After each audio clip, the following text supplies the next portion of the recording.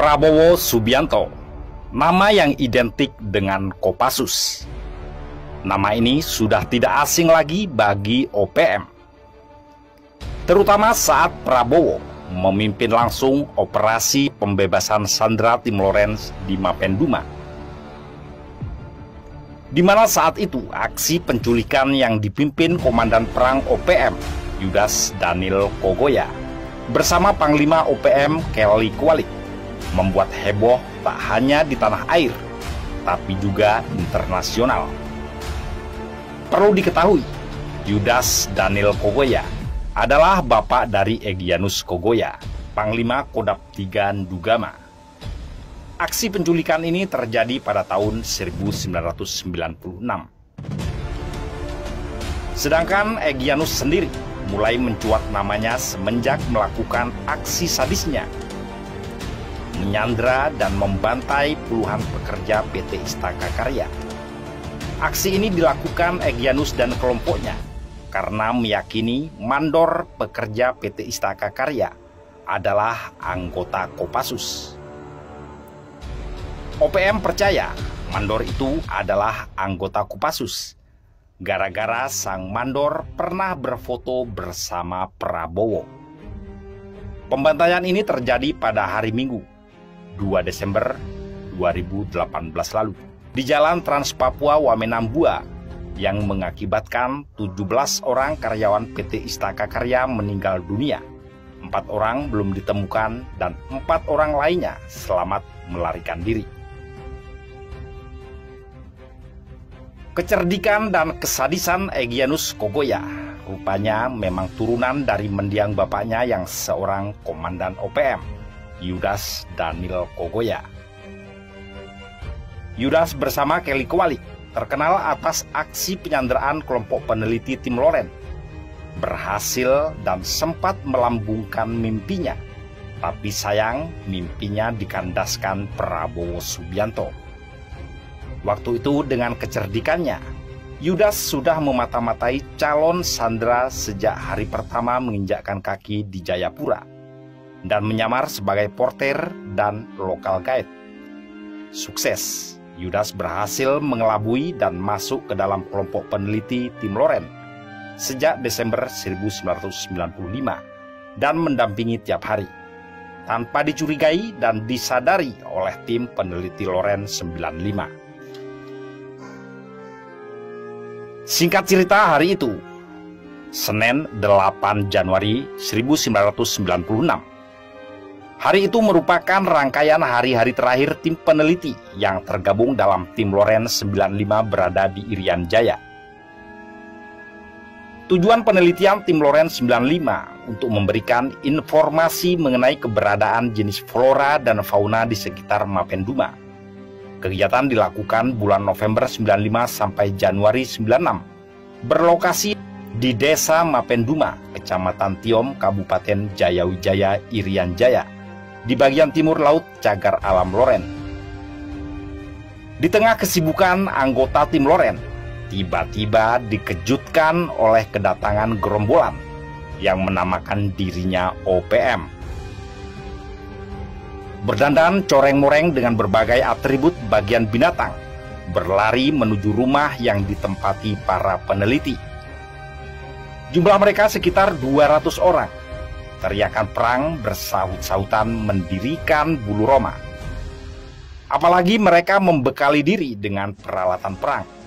Ada yang bawa tombak, senjata api, kapak, parang, panah, dan busurnya. Sesekali mereka membunyikan peluit hingga menambah suasana menakutkan, mirip suku Indian yang siap tempur dalam film koboi.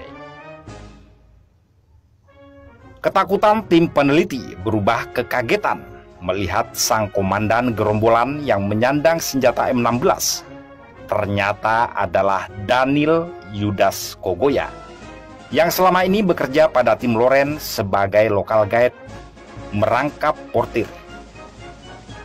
Tim peneliti sangat mempercayai Yudas karena pekerjaannya dinilai memuaskan. Bahkan hubungan mereka sangat akrab. Mula-mula tim peneliti berharap Yudas hendak menolong. Namun dari mimiknya yang sangar dan gayanya yang beringas, akhirnya diketahui ia seorang pengkhianat.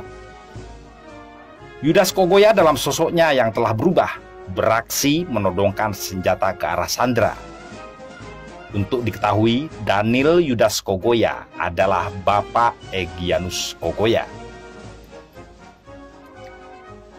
Yudas yang selama ini banyak memberikan informasi tentang wilayah penelitian, tentang flora fauna dan mengangkut segala kebutuhan tim, kini menjadi komandan gerombolan yang berbalik menyandera tim peneliti yang selama ini mengupahnya atas jasanya membawakan barang para peneliti.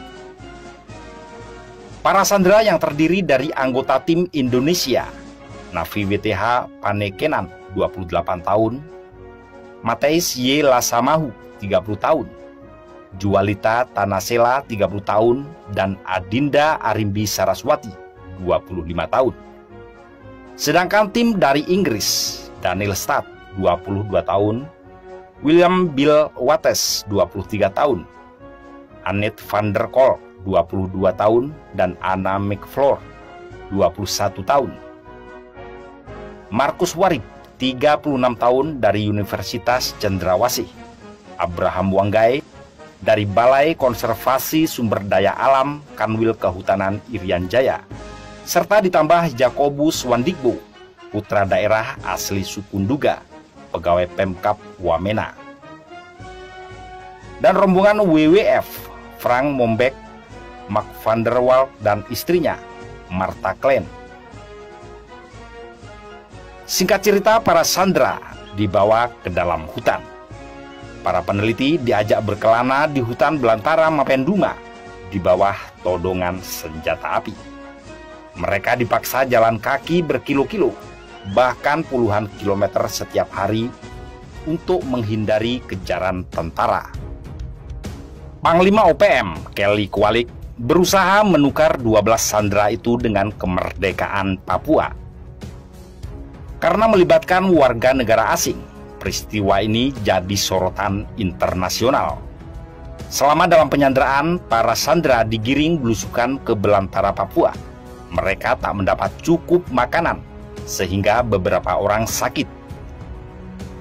Sementara itu, Mabes TNI menggelar rapat dan membentuk satgas untuk membebaskan sandera di Mapenduma. Komandan Jenderal Kopassus saat itu, Brigadir Jenderal Prabowo Subianto, ditunjuk menjadi komandan. Tim Kopassus yang dikerahkan berasal dari Grup 5 Anti Teror yang berseragam hitam-hitam.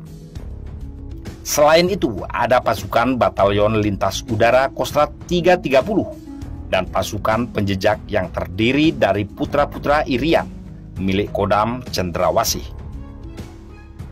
Tapi sesuai permintaan dunia internasional, Prabowo mempersilahkan tim internasional Committee of the Red Cross Palang Merah Internasional melakukan perundingan. Awalnya Kelly Kualik menunjukkan itikat baik. Mereka berniat membebaskan beberapa sandera yang sakit, termasuk Martha Klein yang sedang hamil. Namun saat detik-detik pelepasan sandera, tiba-tiba Kelly Kualik berubah pikiran. Dia berpidato dengan keras. "Saya minta ubi harus dapat ubi, bukan minta ubi dikasih ketela." Yang artinya jelas, kemerdekaan harga mutlak untuk Kelly Kualik. Para sandera dan tim ICRC lemas. Mereka sadar perundingan yang berliku ini menempuh jalan buntu. Maka Brigjen Prabowo langsung menggerakkan pasukan. Begitu mendengar lampu hijau, pengintaian lewat udara dilakukan terus-menerus. Sebuah pesawat tanpa awak yang bisa mendeteksi panas tubuh ikut digunakan. Bukan perkara mudah melacak jejak sandera di tengah belantara Papua. Tapi TNI terus menekan mereka. OPM yang terdesak terus bergerak masuk hutan dalam keadaan panik. Tanggal 15 Mei, OPM membunuh 2 anggota tim Loren, Navi dan Mateis, dibantai dengan kampak. Rupanya mereka berniat membunuh seluruh sandera yang berasal dari Indonesia dan hanya menyandera warga negara asing. Dengan histeris, sisa sandera berlari menyelamatkan diri. Kejadian selanjutnya sangat dramatis. Dalam keadaan putus asa, mereka bertemu pasukan Linut 330 Kostrad yang telah mencoba mengikuti mereka berhari-hari. Pasukan pimpinan Kapten Agus Rohim tersebut menemukan permen dan pembalut wanita yang tercecer di hutan. Dua benda tersebut menambah keyakinan mereka tak jauh lagi dari sandera. "Kami TNI Batalion 330, teriak salah satu anggota pasukan saat bertemu para sandera. Ketegangan para sandera itu berubah menjadi rasa lega. Mereka telah diselamatkan oleh pasukan elit baret hijau itu. Kapten Agus memerintahkan pasukannya membuat parameter dan melindungi para sandera yang selamat. Pasukan Yon 330 berkali-kali menembakkan senjata untuk mencegah OPM mendekat. Namun dia memutuskan untuk tak melakukan pengejaran atau melakukan pencarian pada dua sandera yang dibunuh. Alasannya jelas, kekuatan pasukan OPM tak diketahui. Mereka juga pasti akan berusaha keras merebut sandera yang kini berada di tangan TNI. Pasukan saya cuma 25 orang, harus dibagi dua. Satu menjaga di seberang sungai, satu lagi melindungi para sandera, kata Agus. Tim berkekuatan 25 orang itu bermalam di hutan semalaman. Cuaca buruk dan kabut menyebabkan jarak pandang hanya 5 meter di dalam hutan. Kapten Agus terus berusaha memanggil bala bantuan. Kami masih dalam keadaan tegang. Baik mantan sandera maupun Batalion 330 tetap bersiaga menghadapi kemungkinan dari GPK OPM yang bernafsu merebut sandera, kata Adinda Arimbi Saraswati. Kata Adinda Arimbi Saraswati, salah seorang sandera, mengisahkan ketegangan malam itu. Pengalaman Adinda itu ditulis dalam buku Sandera 130 Hari Terperangkap di Mapenduma yang diterbitkan Sinar Harapan tahun 1997. Untunglah tak ada serangan malam itu. Keesokan pagi, personel tambahan tim Kopassus datang. Mereka bertugas mengamankan lokasi dan mengevakuasi jenazah Nafi dan Mateis. Seluruh sandera pun dievakuasi dengan helikopter. Setelah 130 hari di sandera, para peneliti bisa menghirup nafas lega tanggal 16 Mei 1996. Mereka bisa pulang ke rumah dengan selamat. Pasukan TNI mendapat pujian dari dunia internasional atas prestasi mereka.